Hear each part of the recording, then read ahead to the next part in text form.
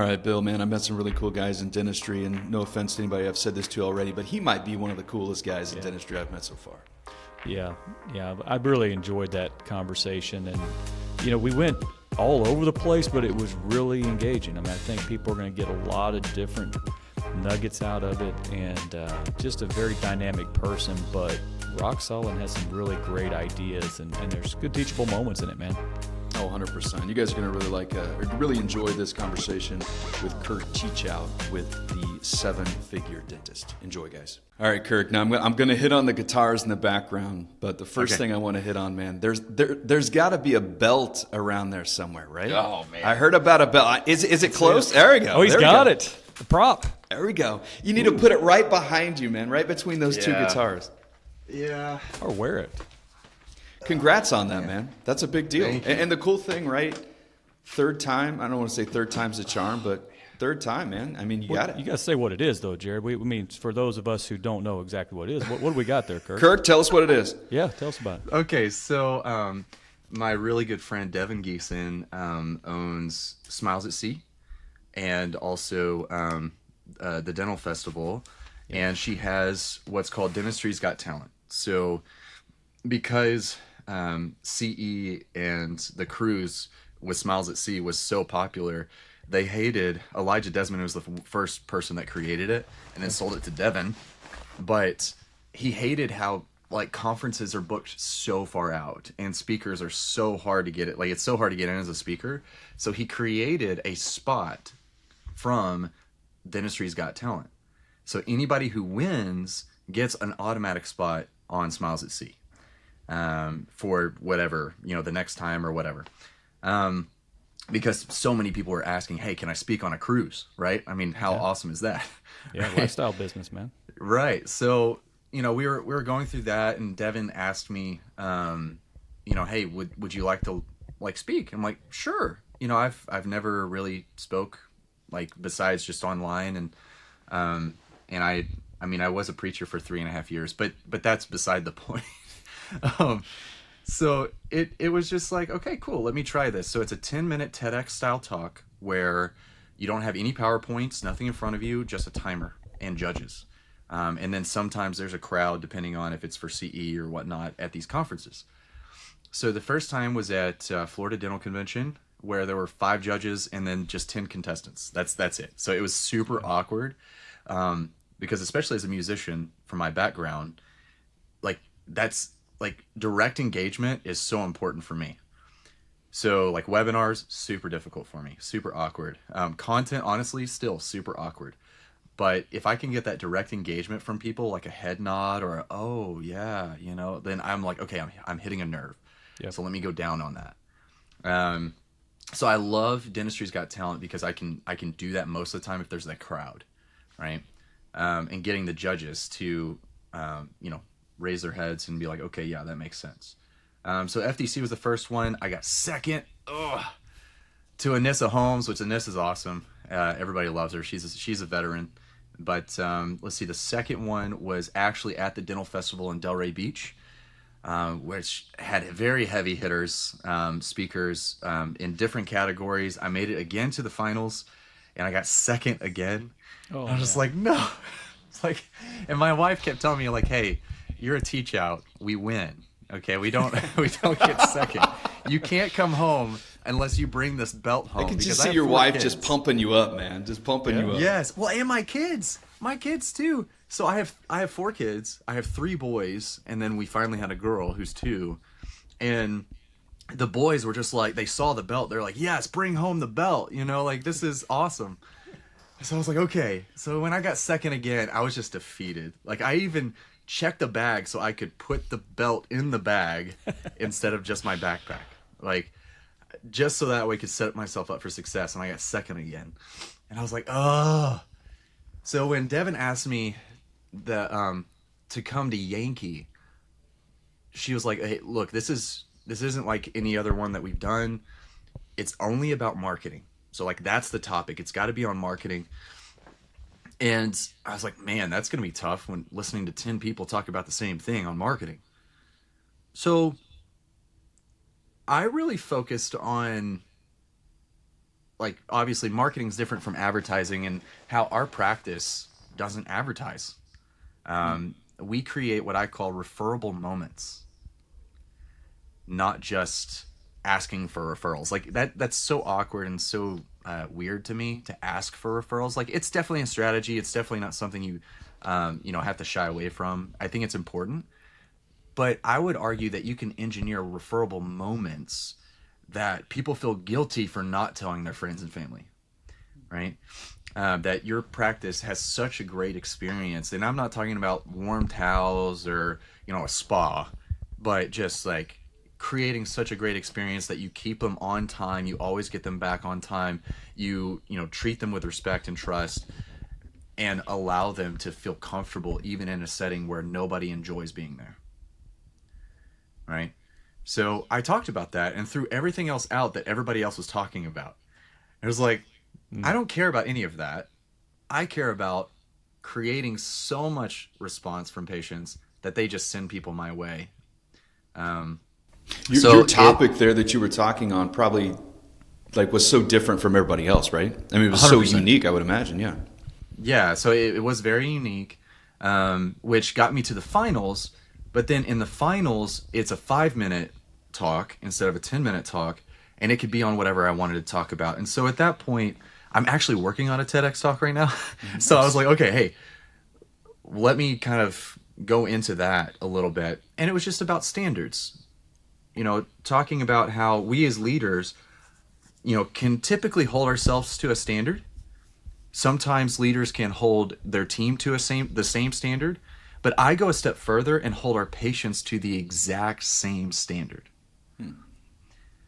In 2023, we dismissed over 200 patients, active patients, because they weren't our ideal patient. But we tried to get them to the standard, right? But if they refused x-rays, like, hey, that's not our standard of clinical care. We have to get there. Here's where it is. Would you like to get up to that? And they're like, sorry, no. I'm like, okay, well, unfortunately, this is not the place for you, right? But yet we still saw our bottom line go up by $300,000, even though we went down by 200 active patients. So because now the people in our chair trust us, they want to be there. They enjoy being with us, and we'll spend more money on their care because we're educating them to do that with the standard. Right. So I just talked about standard and how to get people to it. I mean, Kirk, that's still a contrarian view for most people, right? I mean, they're kind of looking 100%. With a scarcity mindset of why would I walk away from revenue? Yeah, but I would argue that they're capping their revenue by doing that. Unpack that. What do you mean? Okay, so I was going to go into the guitars and the music industry, but we're deep here. Let's keep going. This is good. Yeah, right. Yeah. We'll pull out eventually here. Yeah. but still, so you got to think of the second and third consequences to having someone in your chair that denies treatment all the time. Okay. I like using the analogy of gangrene. So if somebody comes into your practice and they have gangrene on their leg, and they're like, well, what is insurance going to pay for? What? Okay, well, do you want to get healthy or do you want to die? Because that's what's going to happen, right? So we need to take dental clinical care just as serious as what gangrene would be on the leg. Yeah, obviously it's more visible. Obviously it's very, we know and have education around that. But I'm not going to say, okay, yeah, let me take 80% of this gangrene out and leave the rest and hope it works. So if you can get people to where they're like, no, I will do anything to get 100% healthy, even if insurance doesn't pay for it, and we'll work with them on that, then now you have people in your chair that, one, trust your treatment plans, that two, like I said, want to be there, right? Because you make them feel comfortable even in a setting that most people don't enjoy. And when you can create better outcomes for people instead of just patching things here and there, I would argue by patching things here and there, you're getting more negativity in your practice because things are breaking down more. They're getting upset. They're having to come in more.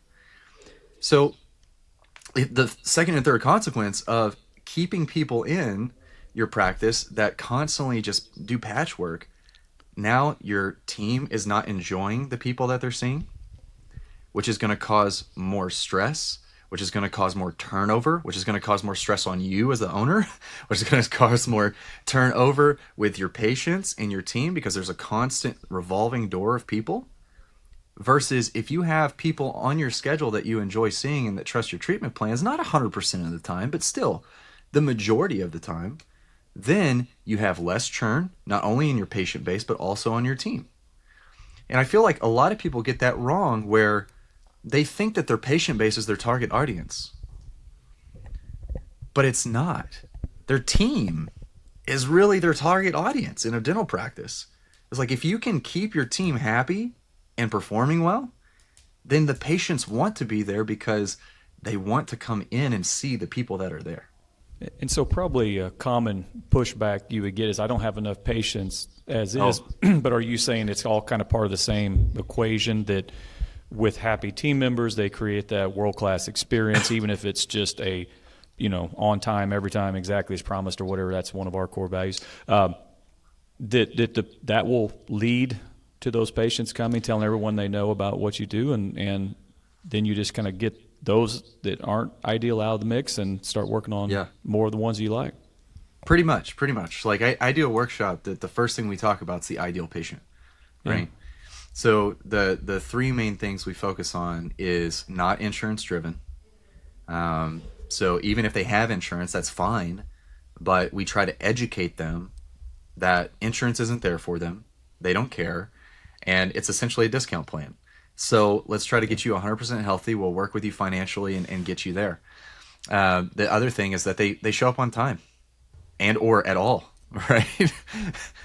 It's like so many people have so many like cancellations and no-shows that they can't keep under control, but we have parameters in there with our schedule that keep the schedule intact. It's like my wife has to run up there if there's an opening, if they're running behind, to like demand that they not fill it, which is out of the norm. Most people are like, well, we have this afternoon open. Pretty likely it's not going to get filled, is what I typically hear, right? But if you can get people in, you can create kind of a perfect storm of just that experience, right? That we're going to get them in quickly, we're going to get them fixed quickly, and we're going to get them healthy. Then naturally, they're going to start telling more people around them. Now, that's a long play. That's not like, oh, I need new patients now, let's get them in. That's just not going to happen. Like, we've been doing it for almost 7 years now, which is how we're able to do that. And, out of 50 to 60 new patients a month, 80% are referrals. But again, like if you need to get new patients in now, most people just start advertising randomly. I would say that the easiest way to get new patients in is through your membership plan. So most people out there that don't have insurance, maybe they're entrepreneurs, they're self-employed or whatever, like myself, right? I don't have insurance. I pay cash everywhere. But a lot of people that don't have insurance think that dental is just too out of reach. It's too expensive. So I'm not even going to entertain it. So again, it's an education process. So if you now show them the solution is actually not that expensive and it's affordable and you get better care that way, then, oh, yeah, I can do that. I need to get into the dentist anyway. So let me join this membership plan. Ours is called the Sweet Tooth Club. And we get them in, right? Same thing with emergency visits. I love emergency visits, and we have one of the highest percentages of getting emergencies into hygiene and out of the patchwork of when things hurt. And it's because our emergency visit, let's say it's $100, right, for an exam and a x-ray. But the first 3 months of our membership plan is only $90. So it's $30 a month, right? So we're like, hey, you need this extraction. If you pay $90 today instead of $100 today, then you're going to save money, not only today, but you're also going to be able to get a 15% discount on the extraction that you need. And we're going to get you into hygiene. So we're going to figure out anything else that's going on and try to get you 100% healthy. Does that make sense for you? Yeah. So talk about, I mean, because maybe people hearing this right now are like, maybe they haven't seen you before, Kirk, and they're like, oh man, like this, he's just saying like, oh yeah, fire your non-ideal patients. But I mean, what better case study than doing it yourself? So maybe talk a little bit about, you said we've been doing this for 7 years, what you and your wife have done at that practice and how, I'll use the words transform it, if you will. Yeah. So in our practice, I don't always enjoy, like I used to do this a lot when I first started, but now I don't as much. But so we have a 47% profit margin. Wow. And we just focus on bread and butter dentistry. So we don't do implants. We don't do dentures, even though we're in a rural area. We restore implants, but we don't do like, my wife does maybe a couple of large cases a year, like nothing crazy. It's just crown and bridge dentistry. So when we're trying to focus on how can we get more new patients in and or how can we convert them, it's just like, okay, if we focus on the experience, then we know it's going to come long term. But if we can convert the tons of emergency patients that are coming in, even better. So we have over 250 people on our membership plan. My wife, I don't believes me that it's a good thing for them, but or not for them, but for us. Like she still thinks we're just discounting all the people that were paying cash. So, but the numbers don't lie, right? Numbers are how we measure everything. So when you're looking at it, it's like they actually spend 3 to 4 times as much than our cash pay patients. So when we bought the practice 7 years ago, we were 90+% PPO, very heavy PPO. Now we're about 45% PPO. And it's all because of the membership plan. And I don't plan on going fee for service. Like I don't believe you have to be fee for service in order to be super profitable. So you think where you're at on insurance plans is probably good right now? Is that fair? Yeah. The percentage. Yeah. I mean, okay. Of course, like we are booked out. So like the next thing is starting to drop even more. Sure. Right. So there's strategy there. Like I just took one of my clients actually. One of his insurance plans was 50% of his practice, but he was losing money on every procedure except for 2. Literally losing money. So I was just like, okay, we've got to get this out. Let's put in a plan for a membership plan. Let's put in a plan for all these things to shift things around. You're going to be super slow because this is half of your practice. But trust me, you're going to be producing the exact same amount, maybe collecting even more. You're just going to have to be a little slow for a little while. But we mix this thought up of, or had this misconception of busy equals profitability. Mm-hmm. Right? But that's not true. So he dropped that one plan in December, and lo and behold, in January, he's producing the same, he's collecting more, but he's super slow. It's very predictable if you actually know what you're doing. But, beyond that, people are just scared. And I get it. We were scared too.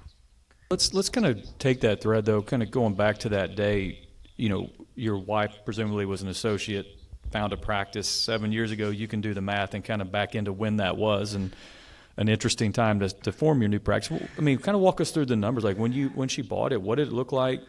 Yeah. You've told us kind of where you are now. Yeah. From profitability and from some other metrics, but I mean, kind of walk us through that journey of how it grew and how you guys kind of got it to the point where it is now. Okay, origin story. So we bought the practice in September of 2019. Yeah. It was I think it was like, I don't know, $400,000, $300,000, something like that. Yeah. Basically it was an older doctor, had been there for 30, 40 years, pillar of the community. But at that point, it was more or less just kind of like social hour. Like he was watching a lot of things, getting things done for some patients that he's seen for, 30, 40 years. So we bought the practice in September of 2019. So if you do the math, 6 months later, COVID happened, Yeah. right? Which any practice owner knows those first 6 to 12 months, you're crying every single day that you're coming home. You have no clue what you're doing. You realize that you went from being an associate and, doing fairly well sometimes, maybe not doing well, whatever. You thought that you'd have autonomy. And with autonomy also comes the other 30 hats that you have to wear, like payroll, marketing, all these things, right? You're just like, oh, wow, yeah, that's a lot different. So, but during those 2 months that we were closed, we asked ourselves 2 questions. What do we want, and how do we want to do it? We had 2 kids at the time. Now we have 4. And my wife, being a female doctor, like, she wanted to be home with the kids. Mm-hmm. So when we came back from COVID, we asked the team, hey, we're not going to be paying you more, but what if we cut out half a day on Thursday and just work half day? And they're like, sure. Like, well, figure it out. We'll see what we can do. They're like, okay, cool. So when we came back, we implemented a bonus system to help with that change in hours. But we had a night and day difference in the culture. Just cutting out 3 hours on a Thursday. Like, people were happy to be at work. The patients could feel it, which again increases respect and trust, because now they are like, oh, wow, yeah, like, this is a much better place to be at. Everybody was happier in the practice, and we saw a 57% jump in our collections that next month. Just real quick, I want to ask 2 quick questions. Go ahead. You. So you keep saying we. So, as a non-dentist, were you actively involved in the practice from day one? And then the second question, too, when you're talking about the team and the culture, did you keep the same team, or did you kind of have to work through and get your own people in there? So we kept the same team. We let one go, I think, about 3 months in, but kept the same team up through about 5 years in. Okay. So you were able to kind of change the culture with people who were ingrained in a previous culture. That's just an interesting data point for me. Yeah.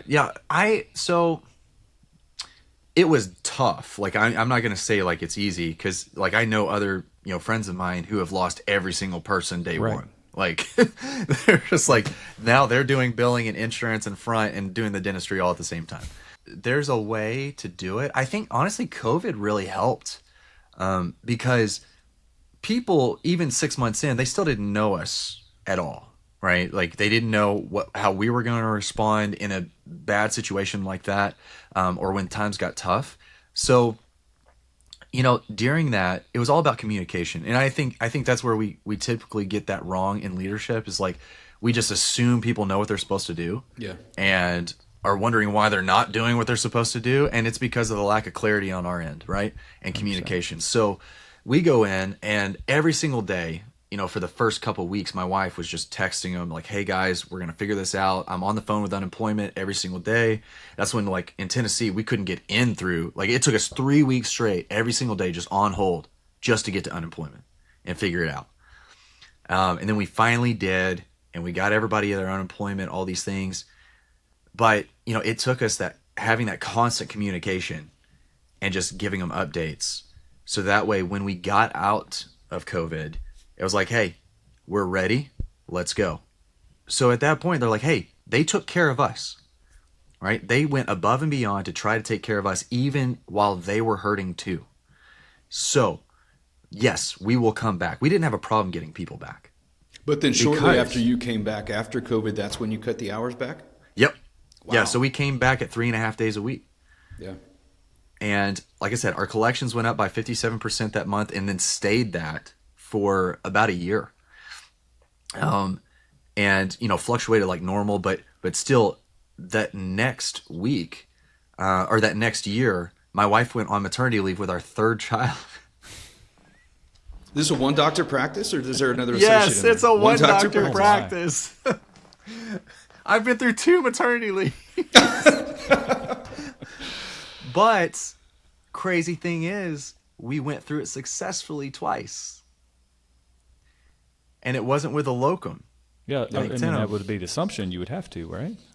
Right. So that first maternity leave, I know we're going all over the place, but still, It's good. that first maternity leave, I think it's important because that first maternity leave, we couldn't, like in a rural area, it's real tough to even find people to come in and work normally. Now a doctor on top of that is very difficult. But we have had an associate. We had one for 2 years up until last year, and it was awesome. But we couldn't find anyone to come into our practice, and I was not willing to pay a locum to come in and spend 3 times as much just so I could have a body in there. So I was just like, okay, what are we going to do? Well, just so happens in the 11th hour, we found somebody who graduated the year after my wife that was renovating her office for 3 weeks. We were like, this is a The crazy. stars aligned. I mean, I was just like, man, okay, great. You need a paycheck while you're closed. Yeah. We need somebody while we're closed. So it's a win-win. But here's the thing. She had never produced more than $6,000 a day in her whole practice, including hygiene. My wife was doing $10,000 on her own. So we were like, that's going to be tough. Yeah. But we need somebody to come in. Like, something is better than nothing. And I understood with COVID and 6 months after COVID, we had a hack for 3 weeks. So I understood that it took a good 3 to 4 months to get that momentum back. So I was like, we've got to have something in here so that way we can keep momentum going. Mm-hmm. So she came in, and what's crazy is that she was doing $15,000 days every single day for those 3 weeks. Now, the first week, maybe even the first half of the second week, yes, that was my wife treatment planning. Sure. But the rest was not. So what it showed me was like, okay, something's here. Like, something is special about the systems that we have where it's very team driven, where they're lobbing it up for the doctor to come in and knock it out of the park, right? And then the dentistry is good enough so that way people feel comfortable and trust that the dentistry is still going to be good. And even with an associate, they were okay with that because we would ask one question if they weren't, was, do you trust me? So we did the same thing with our associate, the second maternity leave. So we hired a full-time associate with a second maternity leave and then had a second one just kind of in tandem. With that, anytime we were trying to get them to do dentistry with our associate, we were like, hey, you're going to love Dr. So-and-so. Like, they're great, talking them up. She did fillings on my wife. So like she could say like, hey, look, she did work on me. I trust her. But if the patient still was just like, I just don't know. I love you. I'm like, hey, do you trust me? Yeah. Okay. Do you trust that I'm going to hire the best possible person for the position to take great care of you? Yeah. Okay. Dr. Smith is going to take great care of you then. Right? So it boiled down to like only 5 people out of the 2,000 active patients we have wouldn't see anyone but my wife. Yeah. Right? So I'm just thinking out loud here, right? Like, you buy a practice that's doing $300,000 to $400,000 a year. Yep. Okay. You go through. You guys buy it, go through COVID, come back, shorten the amount of time you're open. Yep. What changed? You said culture, but there's a lot more than just culture. What changed in that practice that allowed doctor? You said an associate came in a 3-week time frame on maternity leave to do $15,000 days. Like, what changed there? Because that's a dramatic difference in production per day before you bought the practice and after. Yep. So, like, what changed other than culture? So even before COVID, we would have those random days where you did 27 fillings and do a $3,000 day, and then the next day you do a $12,000 day, and you saw 8 patients. You're like, this is awesome. How can we do this again, right? But COVID shifted all of that for us. Like I said, we asked ourselves, what do we want and how do we want to do it? The how do we want to do it was equally important.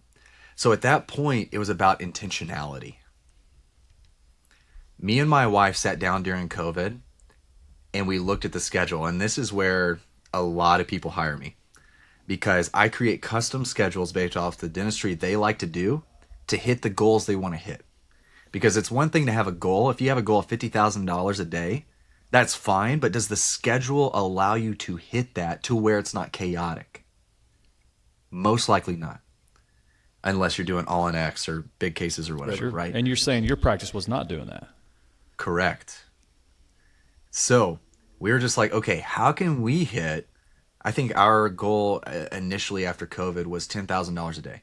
You're like, how can we hit $10,000 a day consistently to where it's not chaotic? So me and my wife sat down, looked at the schedule, and we broke it down to what a lot of people call like rock, sand, water, whatever you want to call it, right?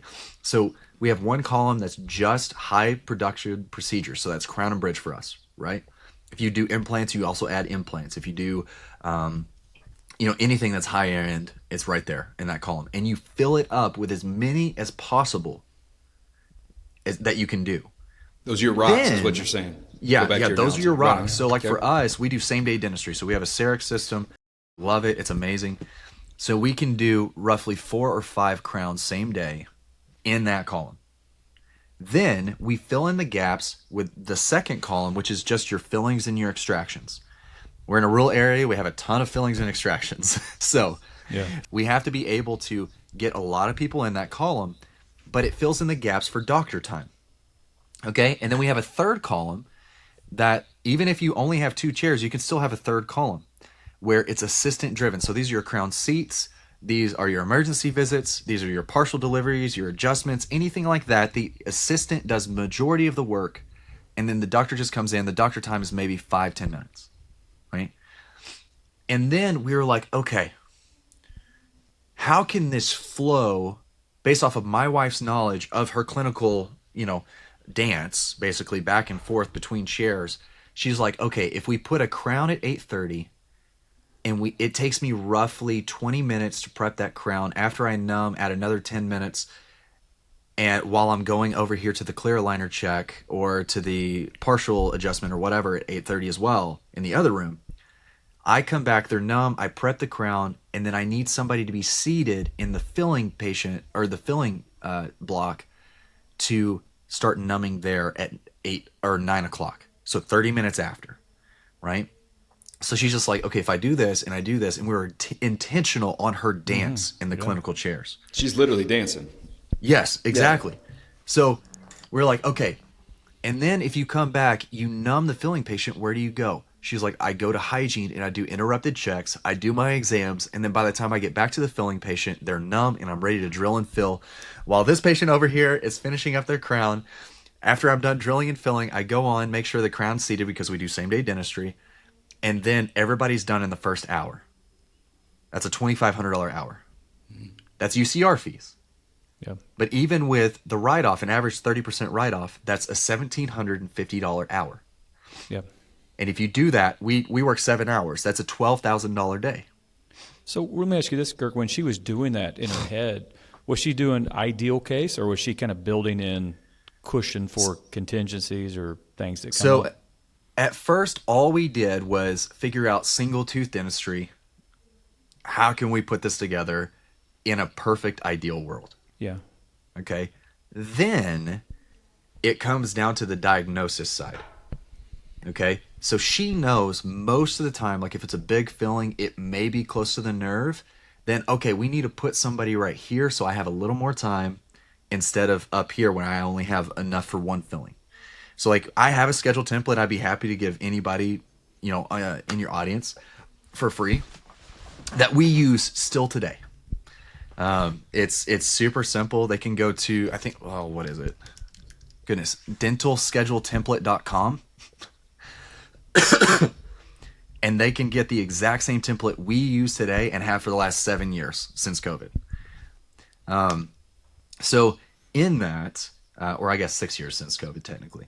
But in that, it goes through those columns and it has hygiene in there. But if they can just produce that over and over and over again every hour, right?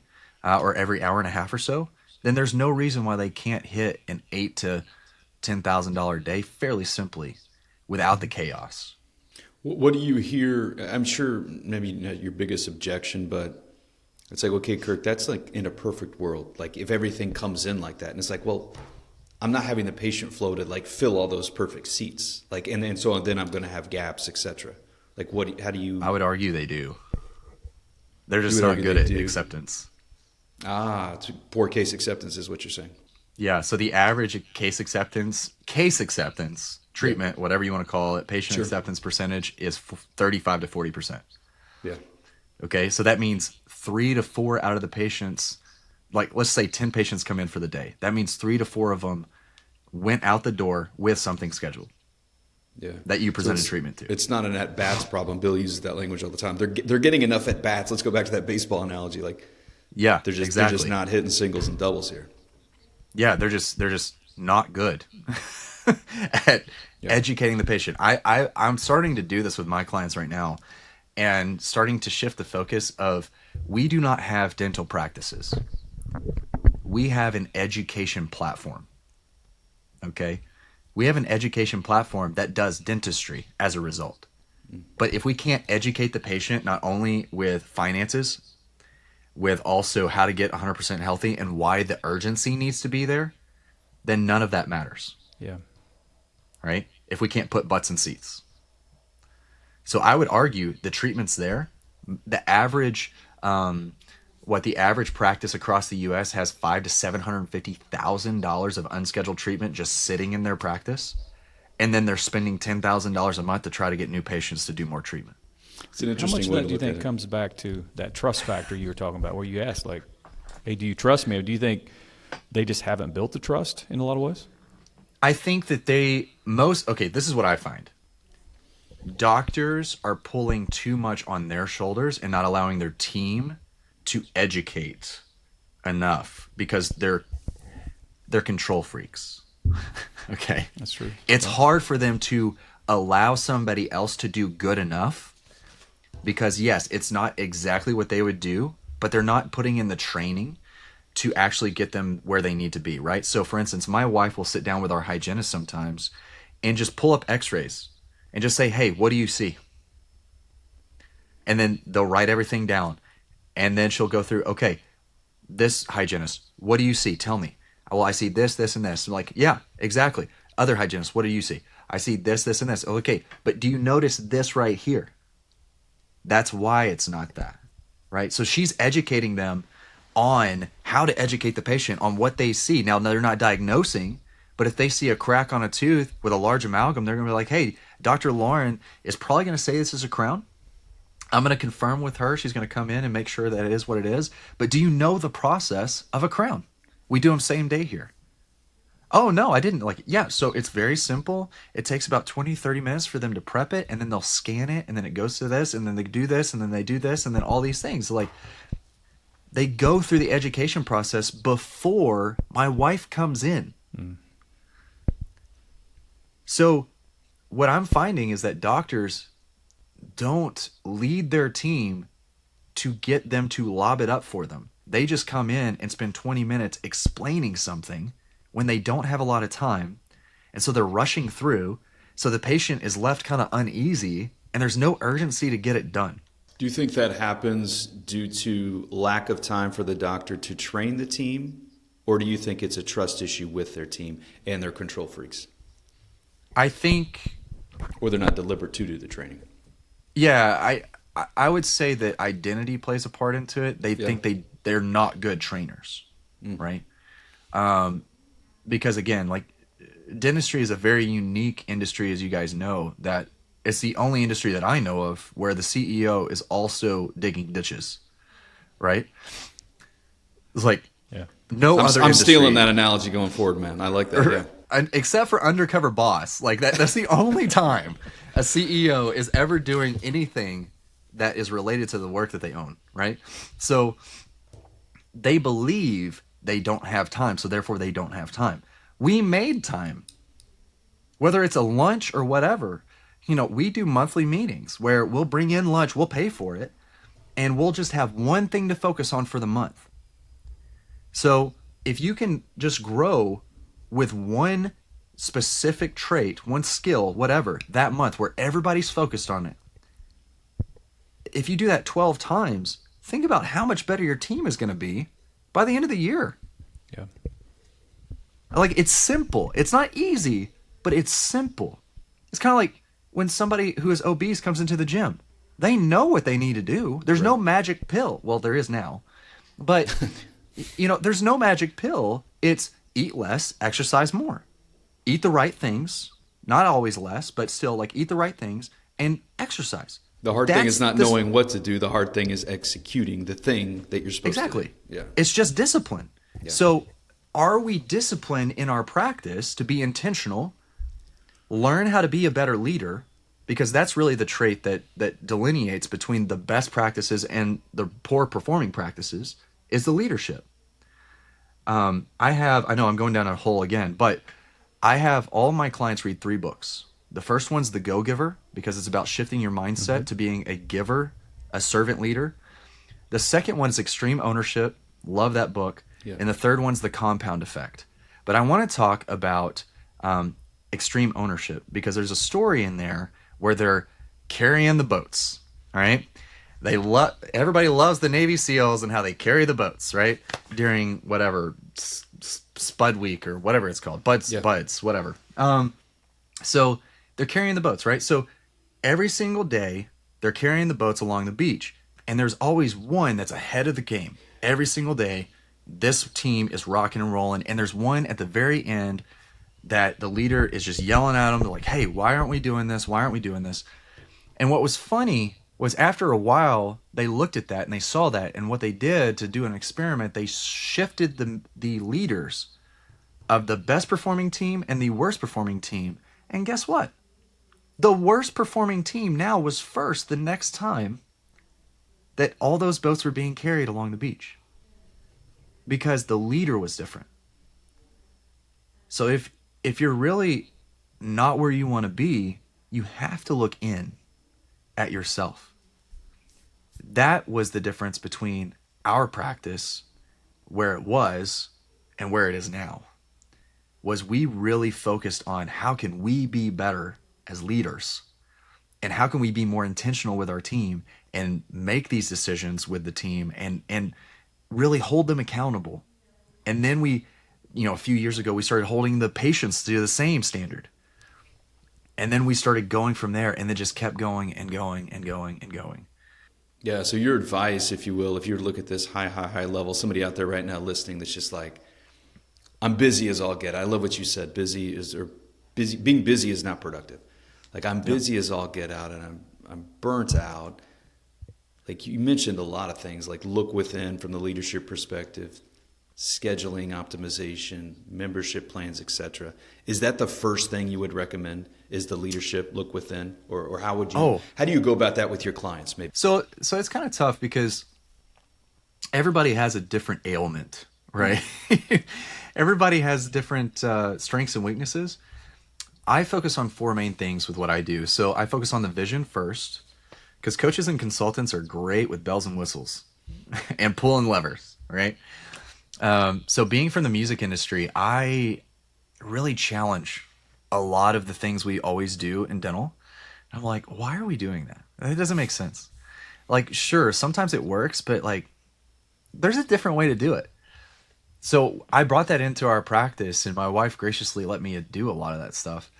But I start with the vision first, because even if it's like temporary, like it can change, but we got to figure out where you want to be. How much do you want to bring home? What do you want to do?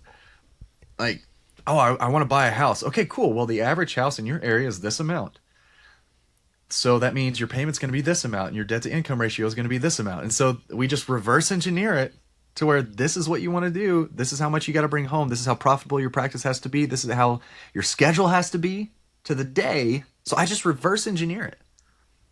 And then I build the schedule based off the goal. And then I help them train the team on how to schedule it and also run it. And then get treatment acceptance up and all these things. But the first thing is the vision. The second thing is what I call the revenue accelerator. I look at the lowest hanging fruit in their practice to get their revenue up. That's going to take the least amount of effort. Because I can't stand coaches and consultants that just give you a nugget once a month just to keep you going. I'm just like, look, here's a report. Here's all the things you need to do right now to move your revenue the easiest. Here you go. So the third thing I focus on is team optimization. There's a client I have that we increased their collections by over $200,000 a month in 6 months. Wow. Not adding a doctor, not adding procedures. It was just getting the team aligned. That was it. Yeah. And they blew their goal for the year out of water. So I look at how do we get the team to work at the height of their license. So is there a hygienist filling out Excel spreadsheets? Like that's not at the height of their license. Is a doctor taking PAs and scanning? That's not at the height of their license. There's somebody else that can do that. So I have them write down what are they doing throughout the day and start everything that doesn't require their license, and we either automate it or delegate it. Yeah, that's a unique ability, right? Yeah. Oh, 100%. 100%. Then we go to the schedule optimization. That's where it gets fun and where we start building the schedules for each provider. And then we maximize it, break it, refine it, maximize it, break it, refine it. And we just keep going and going and going. That takes 3 to 4 months. But it's a lot of fun. Because like say, like once a quarter we look at our schedule. And we're just like, okay, you guys are going into lunch a lot more. Like, or you're staying late. Like, what do we need to do to adjust that? Well, that emergency at 2:00 is really throwing us back. Like, okay, cool. Let's move it to 1:30. Right? Let's see what we can do to move things around. Yeah. Right? Are you taking clients on right now? You're still taking clients on? Oh, yeah. I'm not trying to create another organization. There are great organizations like DSN, TOPS, PDA, like all these great organizations. Yeah. I want to create an experience.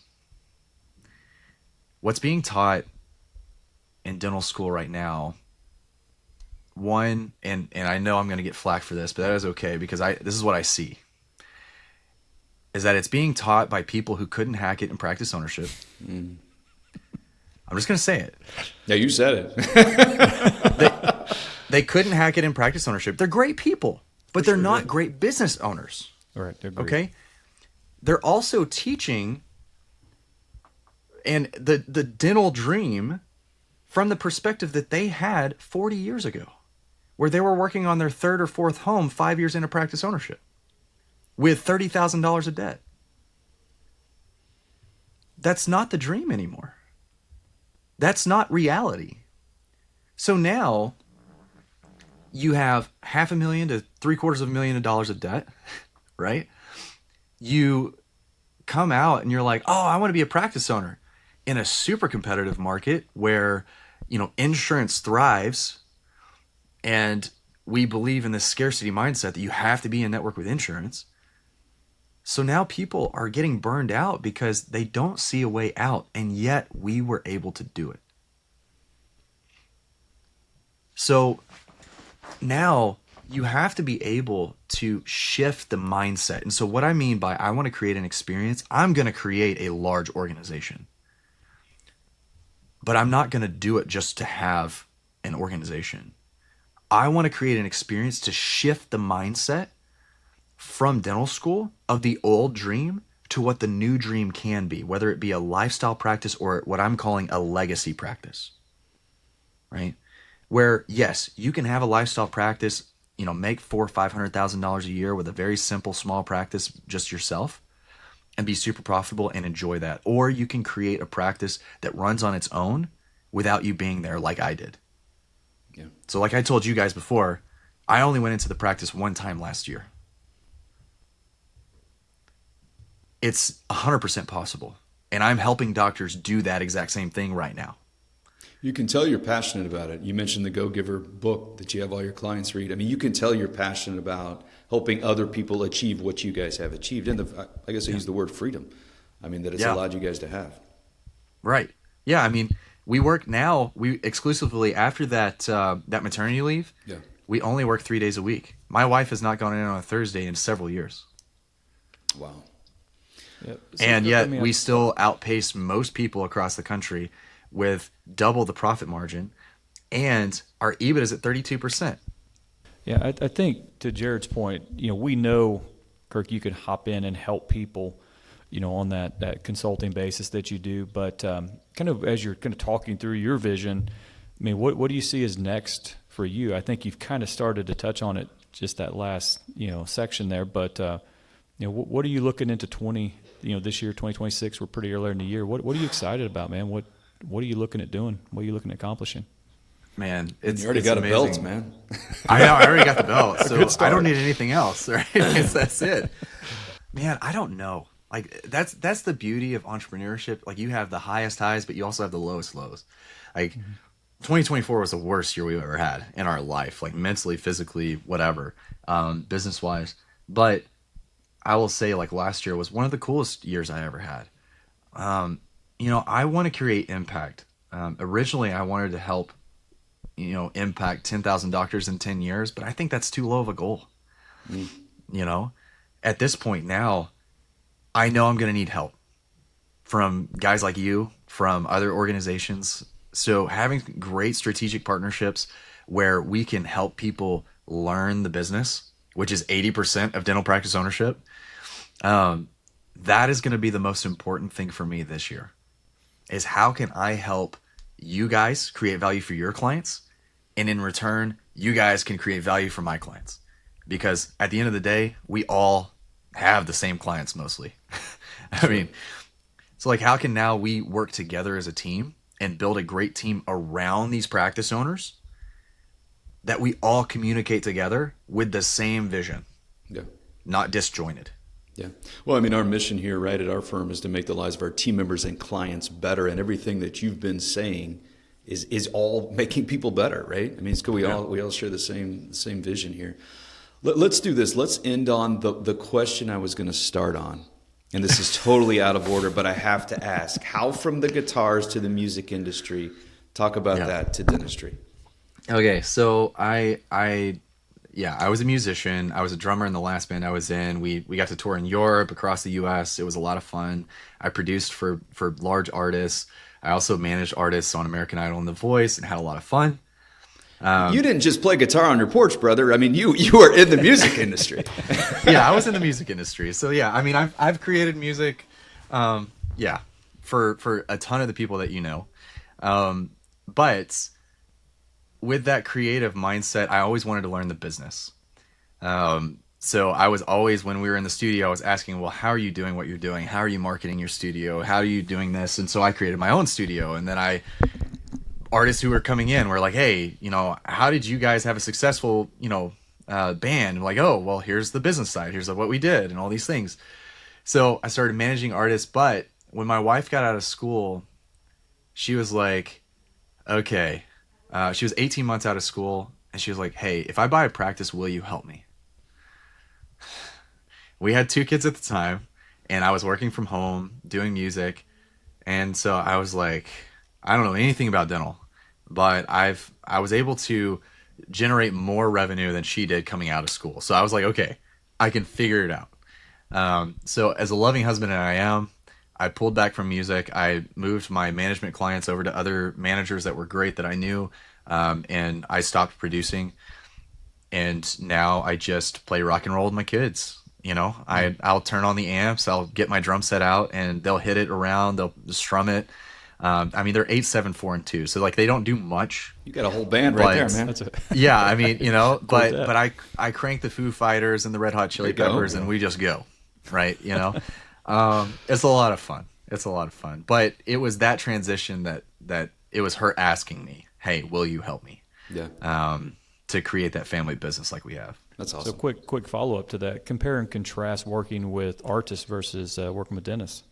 Oh man, it's so easy. So easy. The music industry is so cutthroat and so difficult, and honestly, and I know they're not going to listen to this, so it's fine.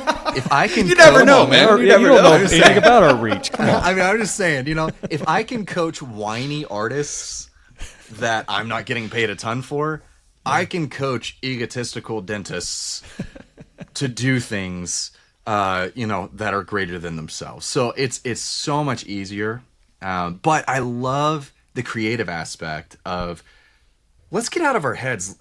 Dentistry is not innovated ever. So like, how can we go back to first principles and really think through this of what are some creative ways that we can market the practice, create referable moments, and create a schedule that you are not going to build to grow to hate.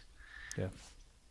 That's good, man. This has been a lot of fun, Kirk. We appreciate it. I mean, Bill, we could have Kirk back and I've got different episodes just written down. The one about the standards that you said. We could do a whole episode around the standards, about holding you to certain standards, your team, and then your patients, membership plans, you name it.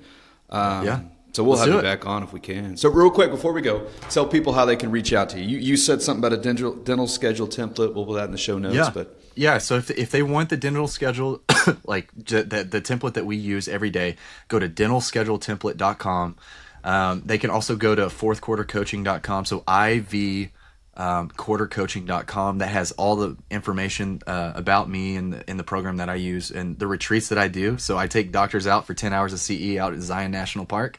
Wow. And we hike. It's a lot of fun.